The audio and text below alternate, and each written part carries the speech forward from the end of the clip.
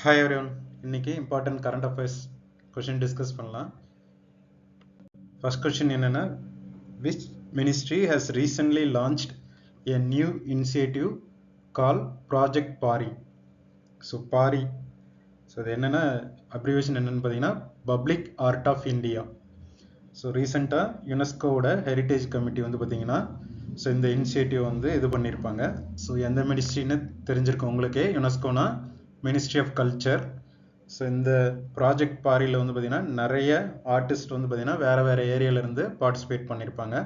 லலித் கலா academy தான் வந்து பார்த்தீங்கன்னா இதை வந்து ஆர்கனைஸ் பண்ணியிருப்பாங்க. ஸோ ஆன்சர் வந்து பார்த்தீங்கன்னா ஆப்ஷன் ஏ. ஸோ இதில் வந்து நிறைய விமன் வந்து பார்த்தீங்கன்னா பார்ட்டிசிபேட் பண்ணியிருப்பாங்க artist. Then second question, recently who won the 2024 ASEAN Billiard Championship which is held in Riyadh, Saudi Arabia? So ரீசெண்டாக நடந்தது. ஸோ இதில் யார் ஜெயிச்சிருப்பாங்கன்னா ஆப்ஷன் ஏல இருக்கார் இல்லைங்களா, துருவா சித்தவாலா. அவர் தான் வந்து பார்த்தீங்கன்னா தேர்டாக ஆசியன் பில்லியர்ட் சாம்பியன்ஷிப் இந்த தடவையோட வாங்கியிருப்பார். ஸோ யாரை தோக்கடிச்சிருப்பாருன்னு பார்த்தீங்கன்னா பங்கஜ் அத்வானி, ஆப்ஷன் சியில் இருக்கிறவர் தான் பார்த்தீங்கன்னா டெஃபீட் பண்ணியிருப்பார். ஆன்சர் பார்த்தீங்கன்னா option A, Dhruv Sitwala. Question number 3, the Neoma Susul region recently seen in news due to flash floods is located in which state or union territory?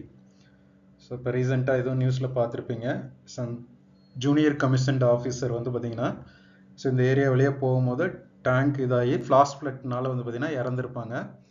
So இந்த நியோமோ சுசுல் ரீஜன் வந்து பார்த்தீங்கன்னா ஸ்ட்ராட்டஜிக்கலி இம்பார்ட்டன்ட் பிளேஸில் இருக்கும். ஆன்சர் வந்து பார்த்தீங்கன்னா option C, Ladakh.